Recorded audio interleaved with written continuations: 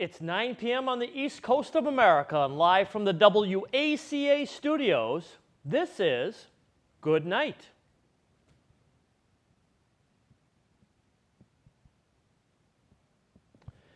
In our main story and in sports news, the Indianapolis Colts star quarterback Andrew Luck has announced a premature retirement, sending fans in the league into a spiral.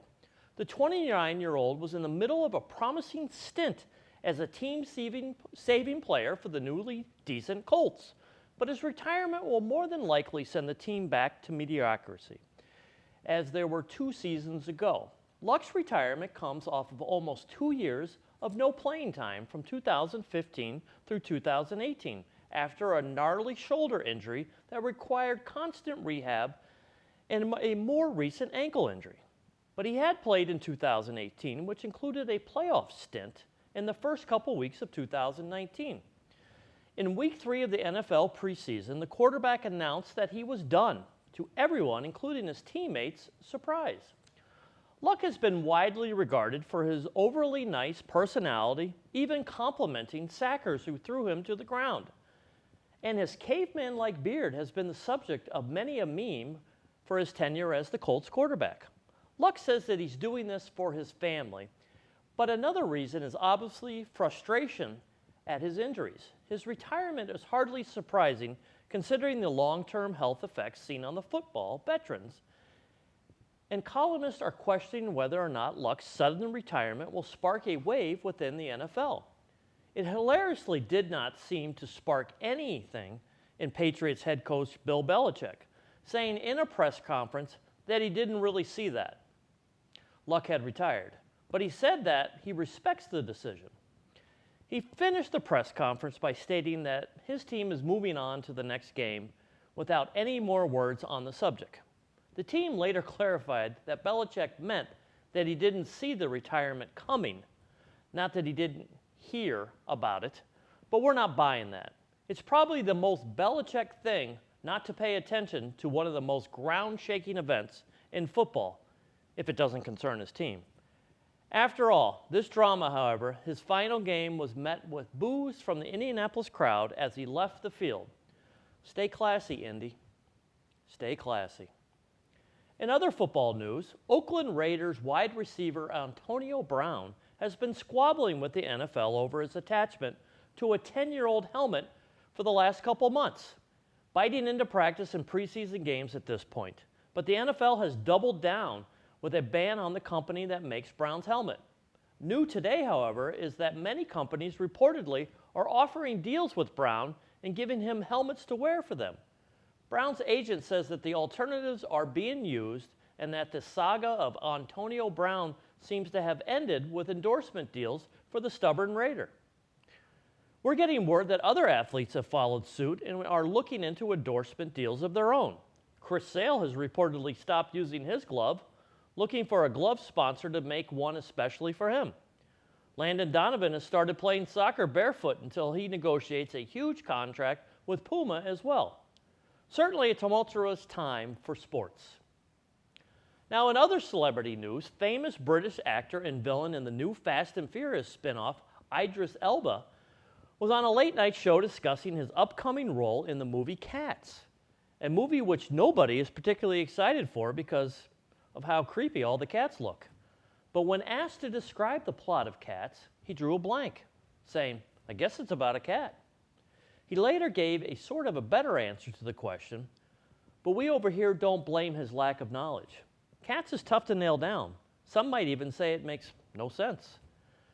But it's not alone, as we've learned firsthand. Our producer and residential music theater nerd, Connor, took a crack at explaining the plot of some of the biggest musicals from the past 50 years.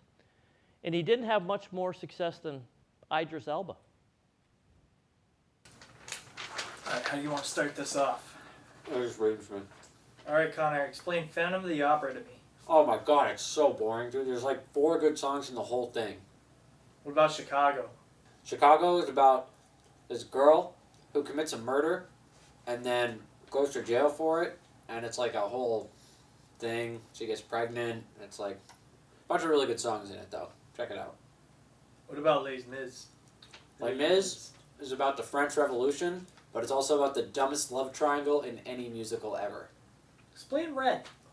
Rent? It's a bunch of kids not paying their rent. Isn't that like every millennial? Yeah, pretty much. Okay. But they were doing it because of AIDS, not because they couldn't afford it. Book of Mormon. Creators of South Park. Yeah, there are 2 Mormon missionaries. They get sent to Africa, and one of them has a crisis of faith, and the other one has a really rad guitar solo. Alright, explain Pippin. Pippin is about... I'm wearing a shirt right now. I'm wearing a Pippin shirt right now. It's like my favorite musical. Pippin is about a dude who thinks he's going to be really extraordinary and meant for really awesome things, and then ends up that he's not. So I kind of relate to it a lot. How to succeed in business without really trying. Okay, it's about idealized 1960s capitalism, the rags to riches story, mixed with really sexist 1960s stereotypical gender roles. But it's actually a lot of fun.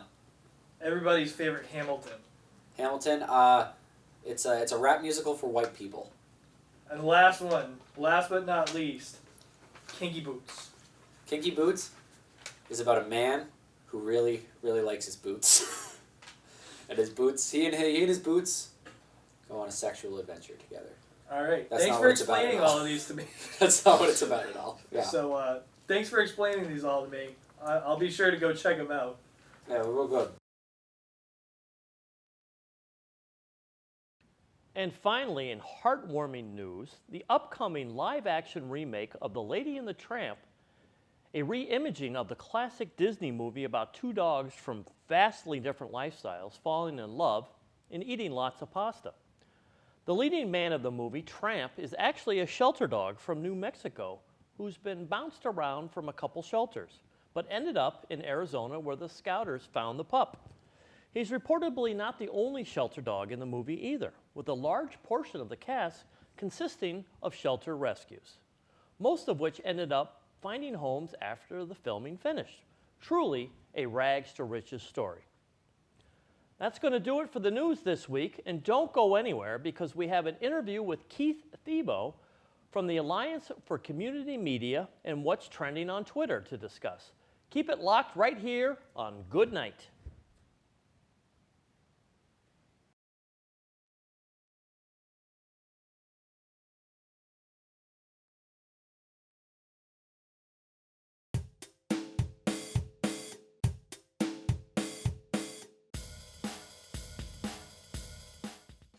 This is Lucy Burdge with Good Nights This Week in Music History. We begin in 1965 when the Beach Boys song California Girls was at number 3 on the US singles chart. In 1970, Elton John made his US live debut when he started his 17-date tour at the Troubadour in Los Angeles. Don Henley, Quincy Jones, and Leon Russell were all in the audience that night. Also in 1970, Edwin Starr started a 3-week run at number 1 on the US singles chart with War. What is it good for? In 1975, Bruce Springsteen released his 3rd studio album, Born to Run. In 1978, Frankie Valli went to number 1 on the US singles chart with the Barry Gibb song Grease. In 1987, Sonny Bono announced that he was running for mayor of Palm Springs, California. He won that election in 1988. In 1991, Pearl Jam released their debut album, 10. In 1993, Snoop Dogg was released on $1 million bail after being accused of being involved in the murder of a gang member. In 1995, Seal went to number 1 on the US singles chart with Kiss from a Rose. In 1999, Lou Bega went to number 1 on the UK singles chart with Mambo Number 5, great song. And in 2001, Aaliyah was killed in a plane crash in the Bahamas. She was 22 years old. In 2003, Rolling Stone magazine named Jimi Hendrix the greatest guitarist in rock history. In 2005, Suge Knight was hospitalized after being shot in the leg at a party hosted by Kanye West. And in 2009, the Los Angeles coroner confirmed Michael Jackson's death was a homicide caused by propofol. This has been Lucy Burdge with Good Nights This Week in Music History. Be sure to follow me on Instagram and Twitter at Lucille Burdge. Hey, welcome back to Good Night. Tonight we have an interesting interview, and it needs a little setup in talking about it. The FCC, the Federal Communications Commission, is considering changes that will potentially alter all cable operations discretions. And basically what it's going to do is it's going to change what people have become used to with community access. And it could have a detrimental effect on how you get your local news, how you get your business in your town, your city council, your board of selectmen, your mayor's meetings. It could potentially change all that. We are having the opportunity tonight to have Keith Thibault join us from the Northeast Alliance for Community meeting to talk about it. Good evening, Keith. Thanks for joining us. Thanks, John. Thanks for having me. I appreciate it. Hey, I think this is an important conversation because it affects everybody. But at the same time, this subject can be an ice cream headache because it's hard to wrap it around. Yeah. Do your best tonight to explain this to us. Well, let me actually go back to how community media is actually licensed not only in Massachusetts but in many communities around the country. In 1984, Congress passed the Cable Communications Act, the Cable Act of 1984, and in that law, it allows for local communities, specifically Massachusetts. All our licenses are negotiated locally with either boards of selectmen or mayors. It allows local communities to negotiate a cable contract with a cable company, be it Comcast, Verizon, RCN, whatever cable company wants to service your city or town. And that's been in effect now for 35 years. And as part of that contract, there is the ability for local communities to ask for local cable access channels, the channels that you're watching us on right now in Ashland and in other communities across the Commonwealth and across the country. It not only allows for the allocation of channels, but also for the allocation of funds. The cable company, because they use and string their wires across our streets and under our streets in some instances, they use our local rights of way. The local communities can actually, in effect, charge these cable companies a rental fee, a fee for using our sidewalks and our streets to string their cables, to provide service to our communities, and to literally make millions of dollars off the selling of cable services. And that money, up to 5% of their revenues, can be brought back to cities and towns and can be used to fund local community access stations like WACA right there in Ashland. What is happening is, and this has been in effect for, as I said, 35 years, since 1984. What has actually happened in the past month is the FCC has decided to institute a rule which is very pro-cable television, the industry of cable television. And it's basically saying that even though that cities and towns can ask for this money, they've now instituted a rule that says, in effect, that the cable companies can charge back some of that money that they give to cities and towns based on some of what they call in-kind services within these cable contracts. And some of these in-kind services include things such as a lot of our cities and towns in our cable contracts have local cable services for schools and town halls. Part of the contract that the cable company will provide free cable service, basic cable service for schools and town hall. Well, now the cable company will be able to charge that back off the 5% that goes to, let's say, the town of Ashland and to WACA TV. Another instance is a lot of our cable access channels rely on what's called an institutional network, which is a network of cabling that allows WACA and other community stations to broadcast live from town hall back to the station, or from the schools back to the station and out to the community. The cable company will be able to charge that back. So, in effect, the cable company is going to be able to pay the money, but deduct some of it based on these in-kind services. And our fear is that it will be thousands of dollars and will negatively impact what cable access stations receive in Massachusetts and across the country. All right, so there was a lot there. There is. and it's very concerning to me as a former selectman and a longtime publicly elected official. the way people can get their news is you can watch a selectmen's meeting. You can watch Right. a town council meeting. And there's the truth right there. I've been in many of meetings the next morning and read it in the newspaper and go, I didn't say that. He didn't say that. The only true transparency in government is these live meeting broadcasts. And if that goes away, the already overbusy, already not paying attention public is going to have no idea how decisions are being made. So I am stunned that the FCC would even think about this. And more importantly, where is the leadership from Congress and the Senate on this issue? I mean, what's the feedback from them? Well, one of the good things is we're getting a lot of good feedback from our Massachusetts delegation in Congress. Okay. All of our congressmen and I believe our 2 senators wrote letters to the FCC in opposition to this rule. So our congressional delegation in Massachusetts is doing its part. The issue we're facing is, quite frankly, it's a political one.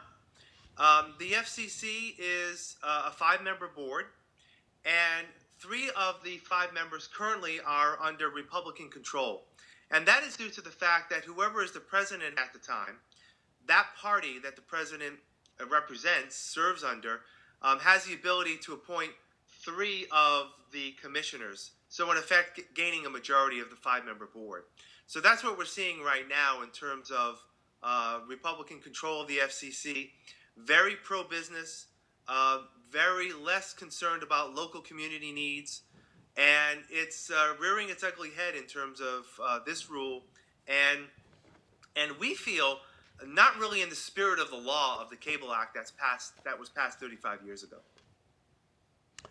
So what does the public do?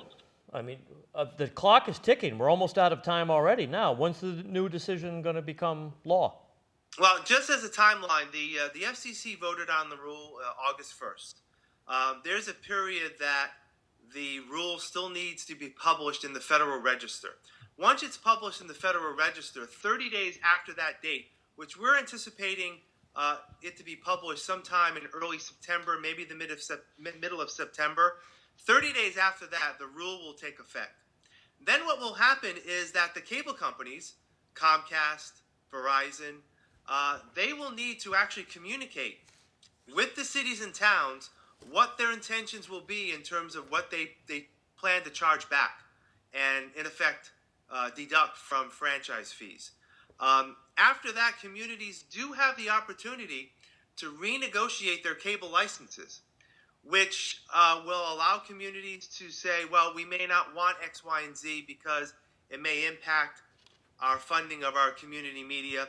But the downside to renegotiation, John, is once you open negotiations again, before the window when the contract expires, everything is back on the table, not just the issues that you may want to bring up as a community. So a community like Ashland may say, we don't need X, Y, and Z because it'll be charged back. Well, the cable company will say, well, that's all well and good, but we also want to do X, Y, and Z, which may be another different negative impact to the cities and towns. So what will happen is we expect that the rule will take effect probably end of September, early October officially.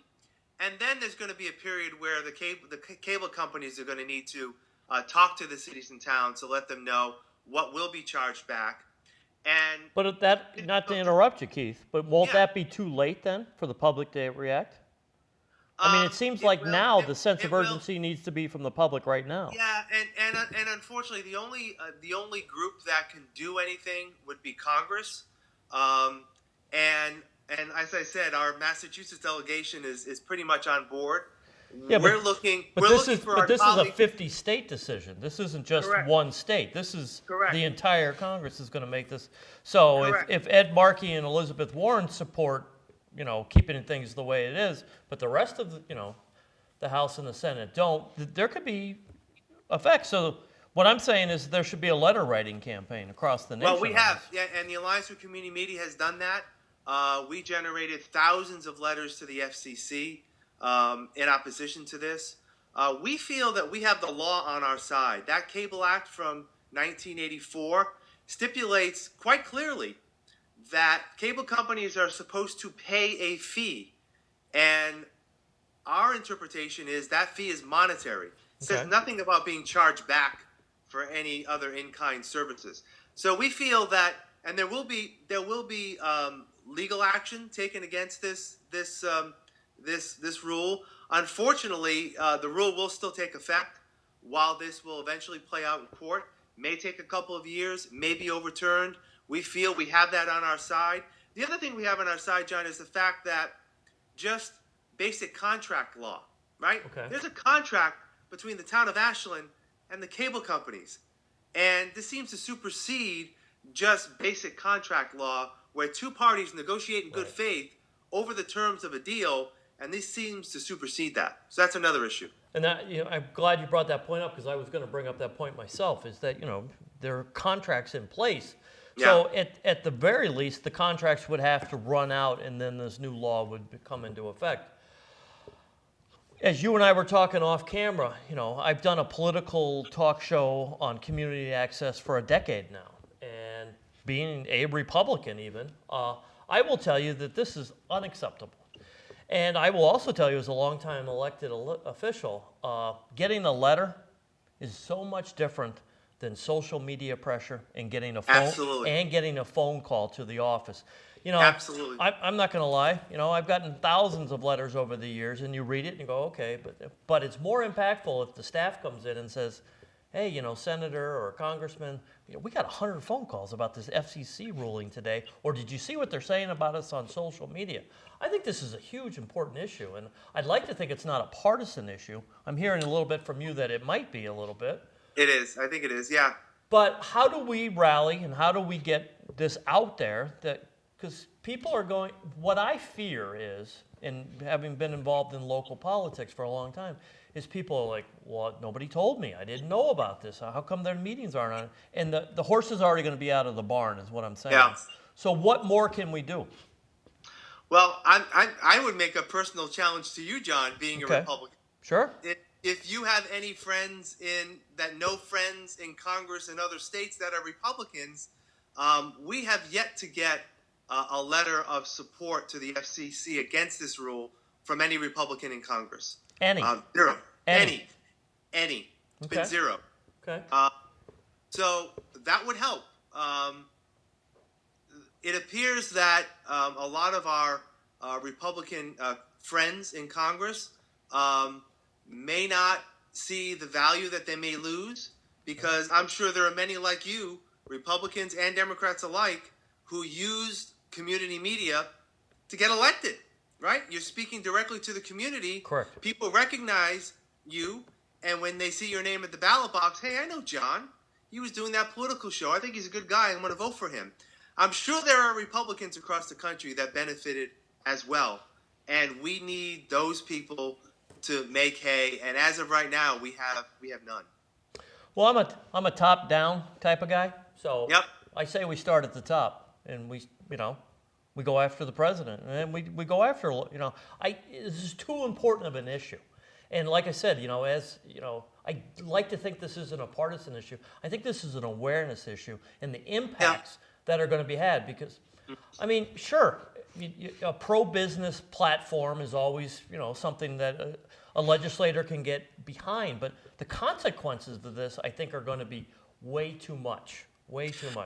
Yeah, especially in a time when we're seeing media being chastised, correctly or not, from our president down. Mm-hmm.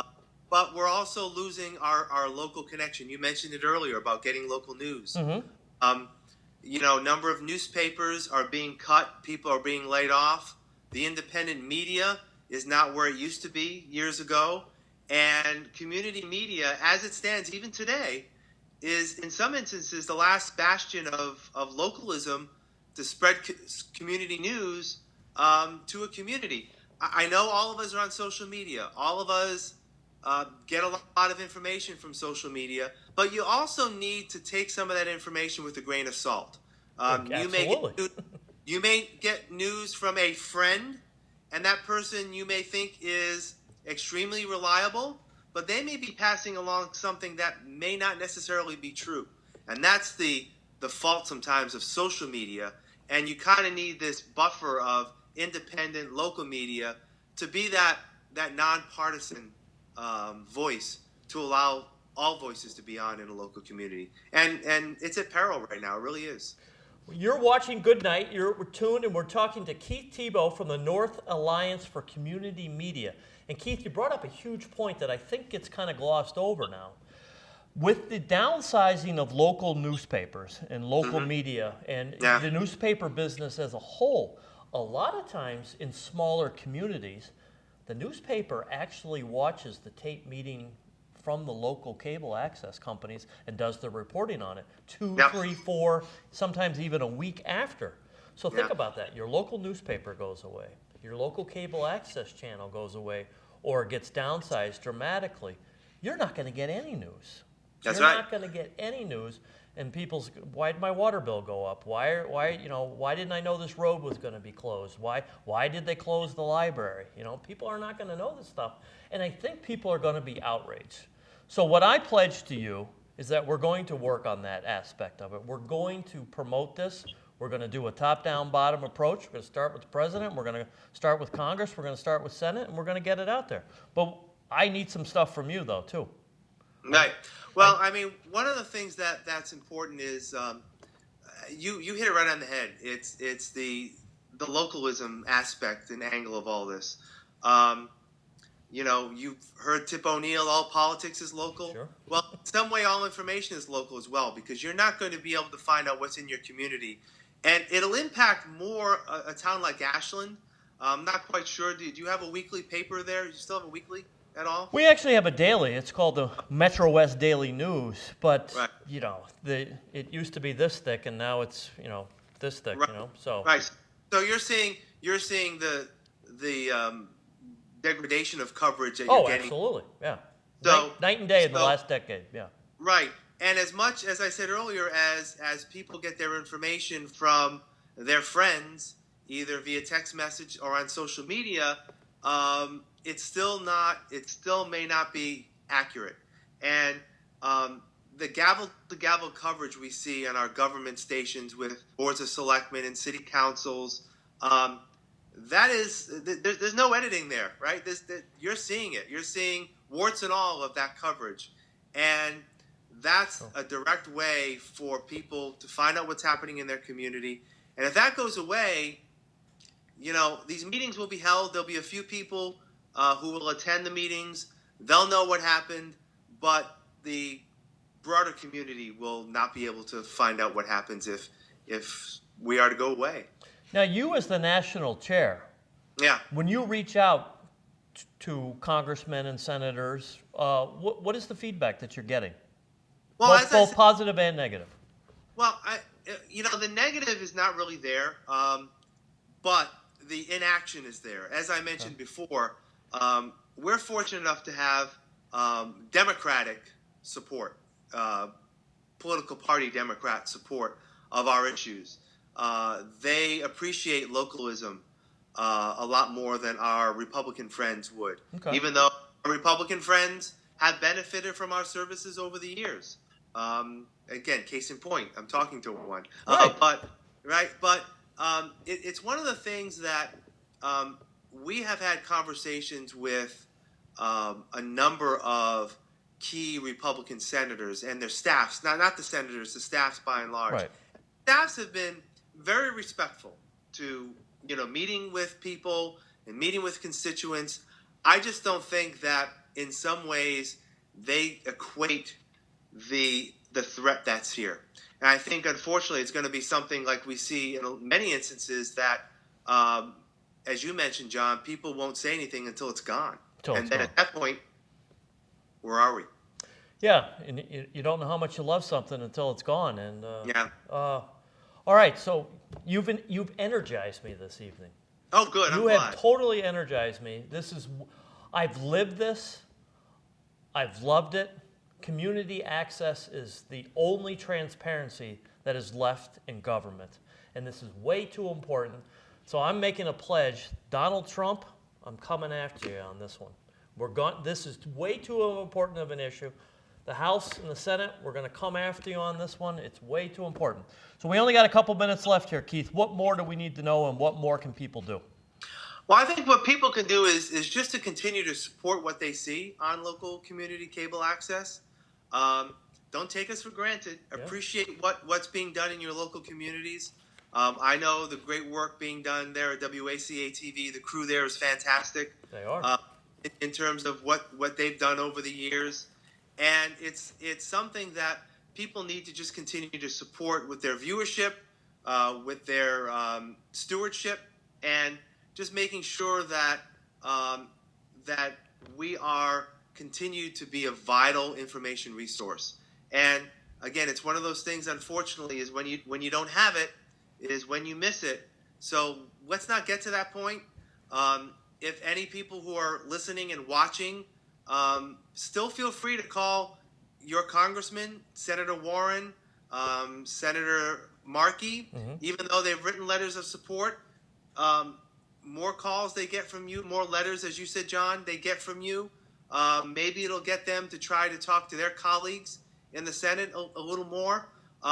We don't anticipate anything's going to happen in Congress right away.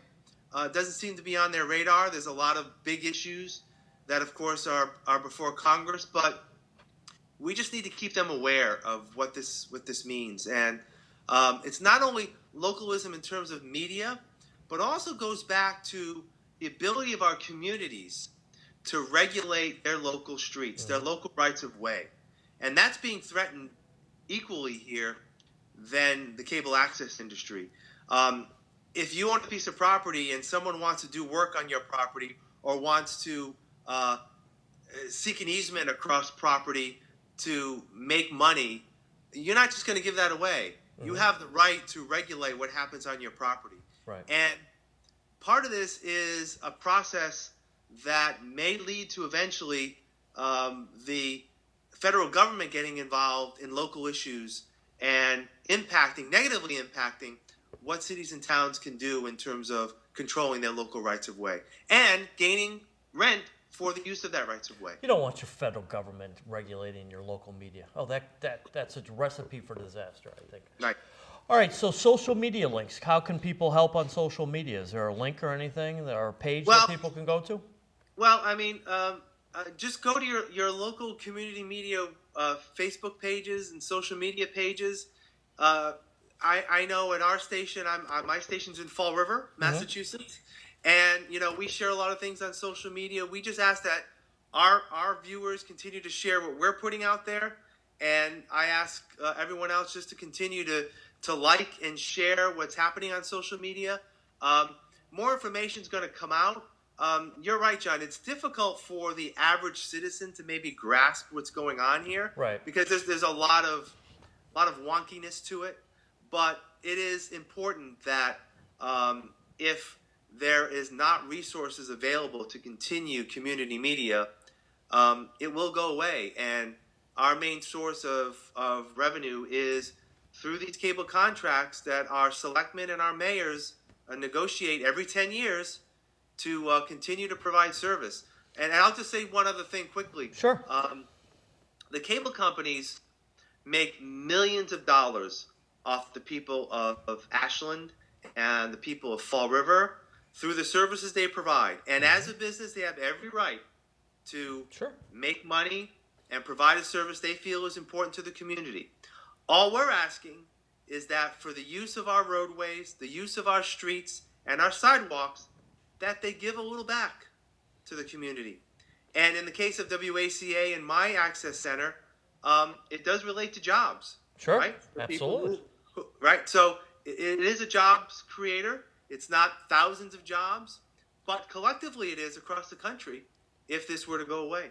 Well, and you mentioned how great the crew here is over the years, and as I've had the opportunity to be with this station for over a decade now, I've actually had the pleasure of working with high school kids, college kids, that I've now seen that have grown to be young adults who have careers inside the industry, and they would never have that opportunity if local cable did not exist.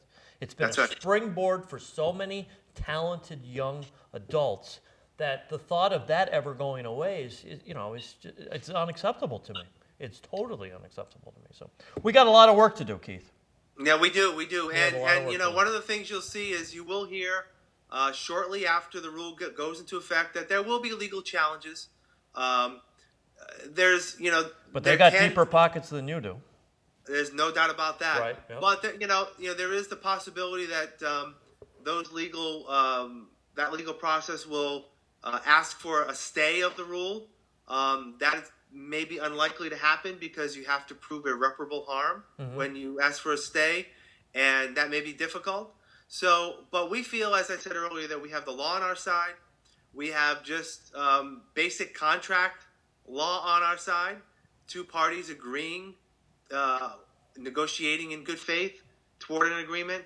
So we feel that ultimately that we hope to be successful legally, but in the meantime, there's going to be some hurt, no doubt about it. All right, Keith, we got a lot of work to do. We appreciate you taking some time on a Monday night to talk about this important issue. I pledge to you, I'll be back in touch, and we're going to have some Republicans that you're going to talk to. So that is my pledge to you. Hey, that's Tim Thibault from the Northeast Alliance for Community Meeting. He is the chairman of it. He's taken the time. This is an important issue, people. We got to pay attention. And we're going to take a quick break right here on Good Night, and we'll be right back right after this.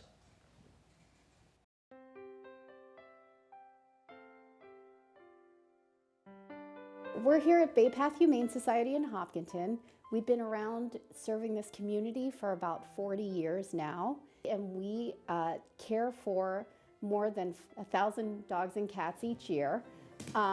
We adopt out, we bring in animals locally, we handle strays, surrenders.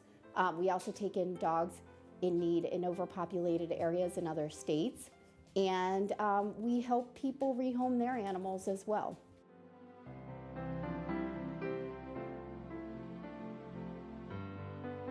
Adopting a shelter pet is one of the best things you can do for your community, for the animal, and for yourself. Adopting is a fantastic way to help out animals in need. Not only do you adopt the animal that needs a home, but you also make way for an animal to come in their place, so we can help two animals at once with one adoption.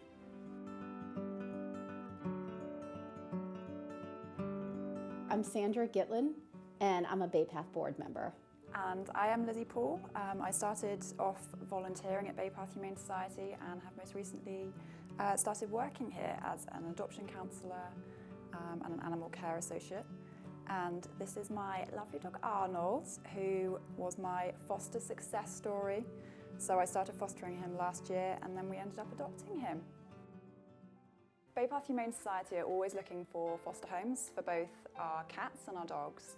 Our needs range from short-term fostering to long-term fostering. For example, we have litters of puppies that come up that after they have gone through their mandatory 2-day isolation, just need to be put into a home just so that they can recuperate. We also have longer-term dogs that have been here at the shelter for a little while, and it's our aim, if a dog has been at the shelter for over 2 weeks, to try and get them into a foster home. The shelter can be such an overwhelming, loud environment that a lot of dogs can find really stressful. We also have lots of adult cats that are placed into foster homes for behavioural reasons. We have some incredible fosters who really help to bring these cats out of their shells.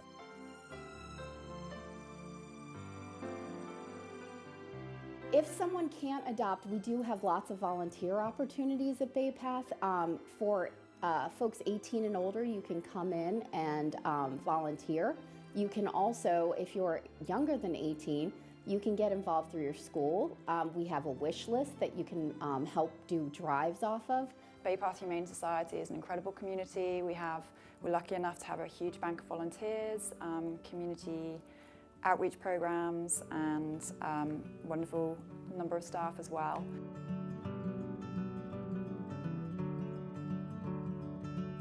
We have a social media page, so on Facebook you can find us at Bay Path Humane Society of Hopkinton, and our website address is www.baypathhumane.org.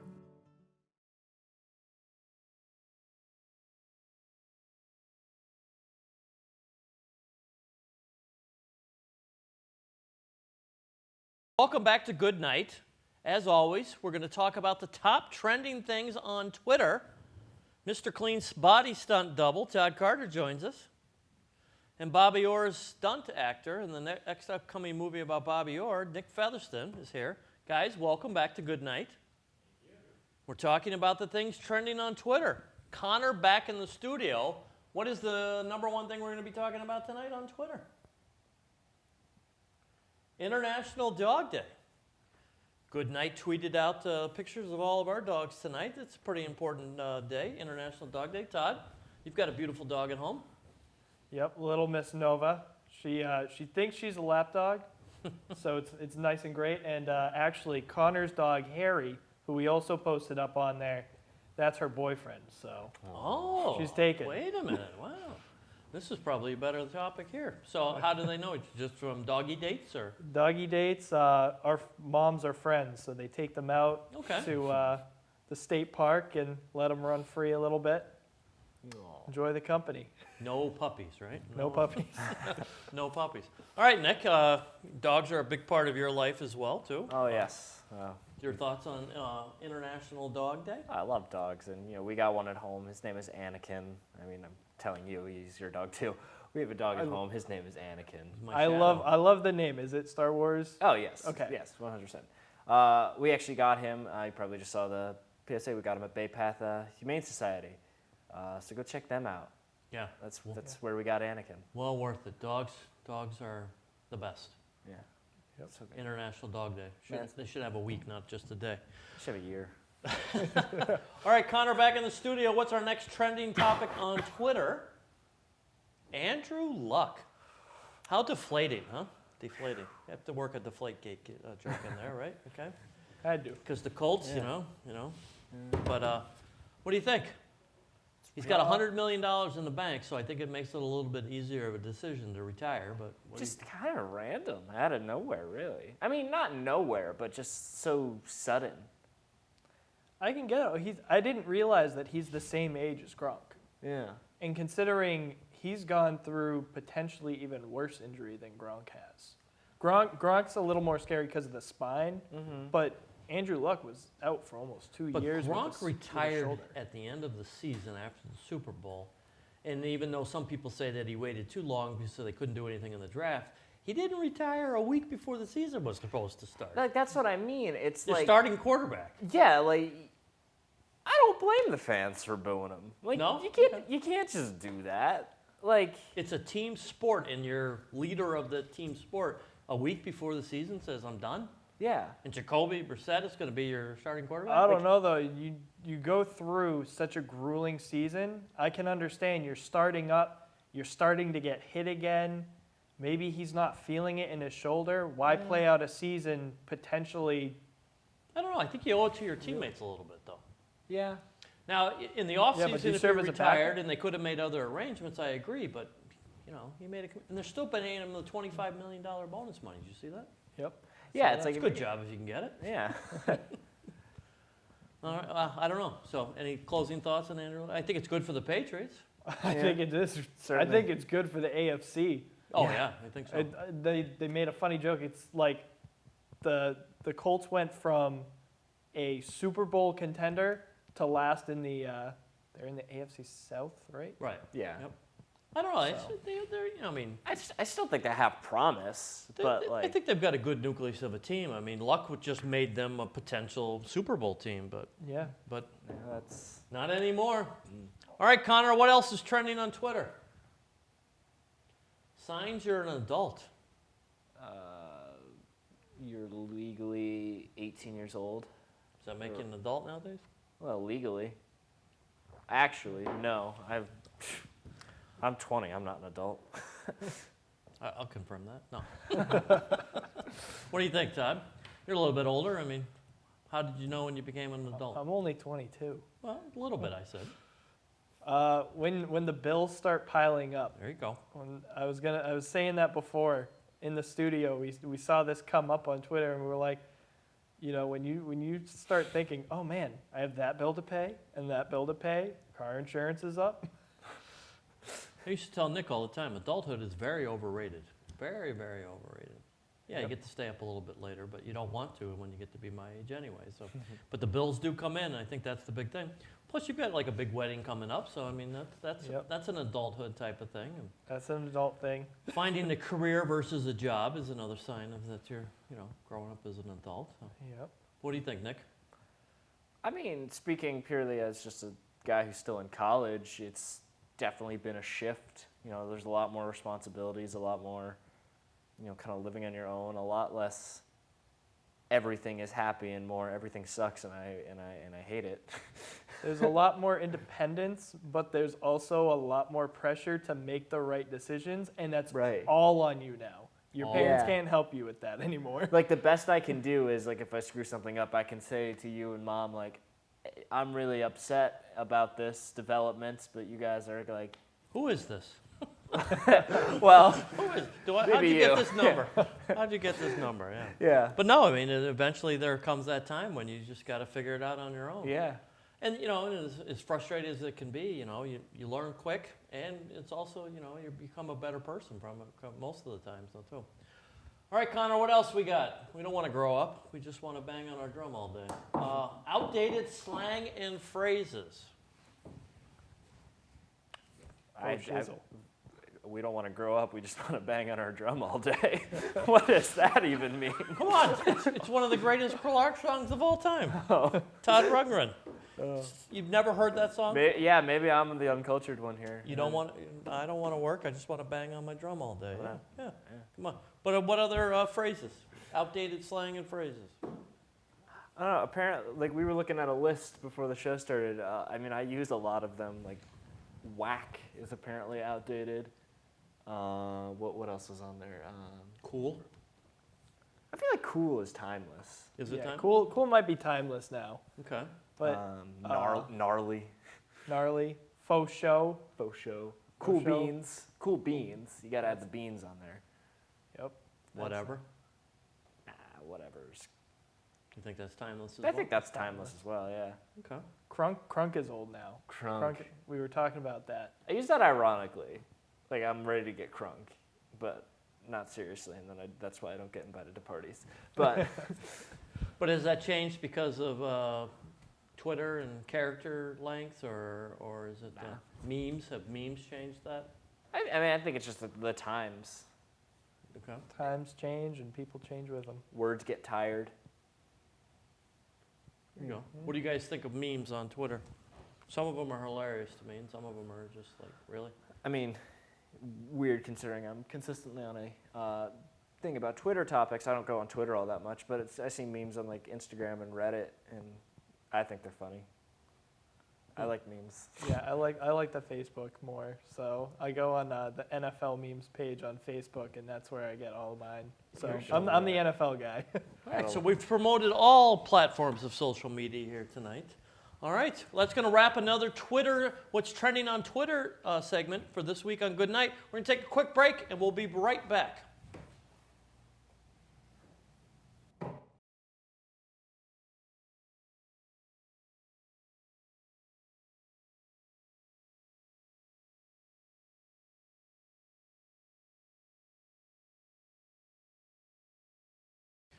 That's going to do it for another edition of Good Night. We're going to be back on September 16th with Season 3. We're going to take a break next week with it being Labor Day, and we're going to run a Best Of edition. One thing I do want to close this interview out with tonight, we had an important interview with Keith Thibault from the Community Media Alliance. It's important that you don't sit back and not do anything. A 2-minute phone call can ensure transparency in your local government and your community media access. It's too important of an issue.